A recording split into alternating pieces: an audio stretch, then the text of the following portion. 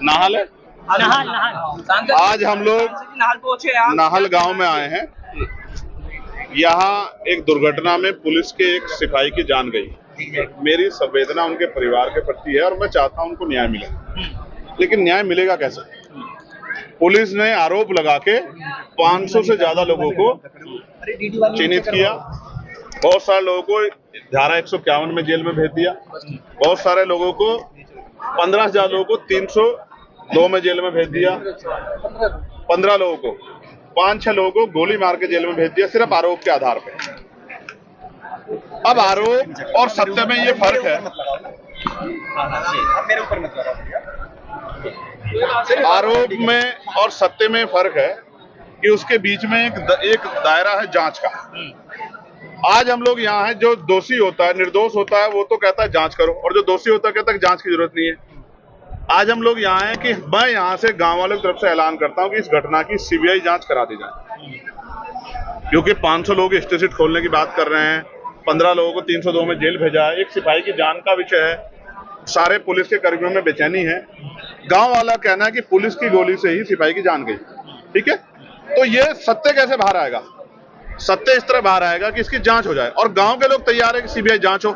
हमारे यहाँ सीबीआई जांच को माना जाता है कि वहां से निष्पक्षता होगी, दूध का दूध पानी का पानी हो जाएगा। ठीक है, तो मैं चाहता हूं जिस तरह का जुल्म जो है लगातार पुलिस यहाँ कर रही है, यहाँ आना, इनको डराना, इनके घरों में घुस जाना सीढ़ी लगा के, ये गलत। पुलिस जिस दिन आई है उनको तस्करा नहीं डाल के आई, उन्होंने थाने को सूचित नहीं किया, उन्होंने चौकी को सूचित नहीं किया, तो कुछ गलतियों पे पुलिस भी है। इसलिए पुलिस को और गांव के बीच का जो टकराव, इसको रोकने के लिए इसकी जांच जरूरी है। मैं यहाँ के कमिश्नर साहब से बात करूंगा और मैं उनसे कहूंगा कि वो इसकी सीबीसीआईडी जांच करा दे या सीबीआई जांच करा दे। गांव के लोग इस जांच के लिए तैयार हैं, जिससे कि निष्पक्ष कार्रवाई हो जाए और जो दोषी उस पर कार्रवाई हो।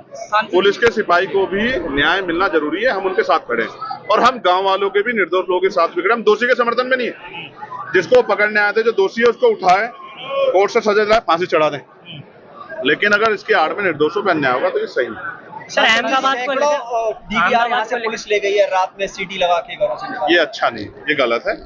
इससे जो है एक भय की स्थिति पैदा हो रही है। अगर सत्यता है तो डीवीआर ले जा क्यों रहे? पुलिस तो लगातार बयान जारी करती है ना, वीडियो भी जारी करती है कि देखो भाई इस घटना में हम पे आरोप लग रहा है, सच्ची है। तो वो अगर गोली चली है और गोली लगी है और आम आदमी द्वारा लगे तो उस वीडियो को भी जारी कर दे, एविडेंस के तौर पे रख ले। सांसद जी, जहाँ घटना घटी है वहाँ पर सीसीटीवी कैमरे थे, उसकी भी डीवीआर निकाल ली गई, और जिस घटना जो घटना हुई है वो सीसीटीवी में कैद है। पुलिस क्यों सार्वजनिक नहीं कर रही है? मैं भी आपसे ही कह रहा हूँ, इसीलिए हम लोग जांच की मांग कर रहे हैं ना, इसलिए हम लोग जांच की मांग कर रहे हैं, सीबीआई जांच हो जाए, जिससे दूध का दूध पानी। जो दोषी होगा हम उसका समर्थन नहीं करेंगे, लेकिन निर्दोष पे कार्रवाई ना हो, इसका ये तो कानून भी कहता है ना कि निर्दोष पे कार्रवाई नहीं होती।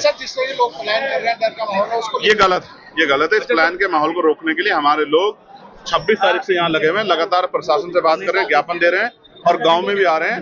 अभी तक मुझे जानकारी दी पीएससी लगाई गई थी, आज पीएससी हटाई गई है। देखिए, अहमदाबाद की घटना पे मैं ये कहना चाहता हूँ कि मैं अभी दुबई गया था 6 तारीख को। एयर इंडिया की फ्लाइट से मुझे दुबई जाना था, 7:20 की फ्लाइट थी। 2 घंटे में बताया गया कि एयरक्राफ्ट में कुछ टेक्निकल फॉल्ट है, वो ठीक किया जा रहा है। वो फॉल्ट ठीक नहीं हुआ। 3 घंटे बाद हमें एयर इंडिया के दूसरे एयरक्राफ्ट से दुबई के लिए कहा गया कि आप इससे जाएंगे। एयर इंडिया के मोस्टली एयरक्राफ्ट में इस तरह की परेशानी खबर आ रही। हो सकता है उस हादसे का शिकार मैं भी हो जाता, मैं 11A पे बैठा हुआ था, हो सकता है कि आज मैं इस दुनिया में ना होता। इसलिए मैंने कल लेटर लिखा था जो हमारे केंद्रीय जो है नागरिक उड्डयन मंत्री हैं राम मोहन नायडू जी को, कि भाई आप इसकी ना पूरे एयरक्राफ्टों की जांच कराओ, क्योंकि लोगों की जिंदगी के साथ खिलवाड़ नहीं होना चाहिए। बहुत बड़े पैमाने पे खिलवाड़ हुआ, कितने लोगों की जान जो है चली गई है, उनके परिवारों को क्या होगा? तो मैं तो उन परिवारों के प्रति संवेदना प्रकट करता हूं, लेकिन इससे जो है एक भय का माहौल भी हुआ है लोगों में, और एयर इंडिया के खिलाफ एक जो है आक्रोश का माहौल भी बन रहा है। इसलिए मैं चाहता हूं कि जितने भी एयरक्राफ्ट सबकी जांच कराई जाए, क्योंकि उसमें सफर जो लोग करते हैं उनकी जान की वैल्यू है।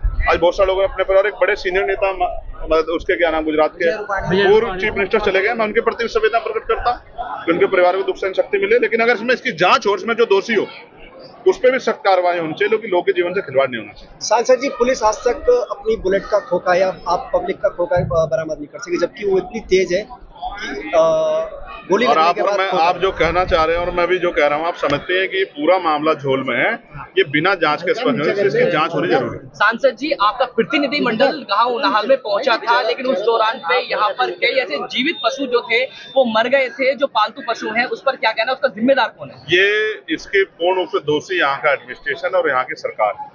वही सरकार जो है जब वो पशु पक्षियों की रक्षा की बात करती है, उनके जीवन सुरक्षा की बात करती है, तो यहाँ के जो पशु पक्षी थे उनको क्या जाति और धर्म के नाम पे देखा गया? उनकी सुरक्षा क्यों नहीं की गई? उनकी जान गई, इसका मुआवजा जो है इन परिवारों को मिलना चाहिए, क्योंकि डर के माहौल की वजह से वो गए हैं। क्योंकि जब जांच होगी तभी तो पता लगा, बिना जांच के आपने लोगों को भर दिया है, तो ये गलत है। इसके लिए जो है मैं इसके लिए बात करूंगा कि उनको जो है न्याय मिलना चाहिए, जिनके पशु रोहिणी दावरी को लेकर कुछ कहना चाहेंगे? लगातार हाँ, ये बहुत इंपॉर्टेंट है आप लोगों के लिए। मैं आपको इस पे इतना ही कहूंगा, ये एक महिला के सम्मान से जुड़ा विषय है। तो मैं, क्योंकि मेरे परिवार ने संस्कार दिए कि मैं इस पे महिला सम्मान के प्रति बड़ा सजग हूँ, तो मैं जो भी अपनी बात है, क्योंकि मुझे पता लगा कोर्ट जा रही है, मैं कोर्ट में कहूँ, क्योंकि ये महिला के सम्मान का विषय ना होता तो मैं इस पर अपनी बात, ठीक है।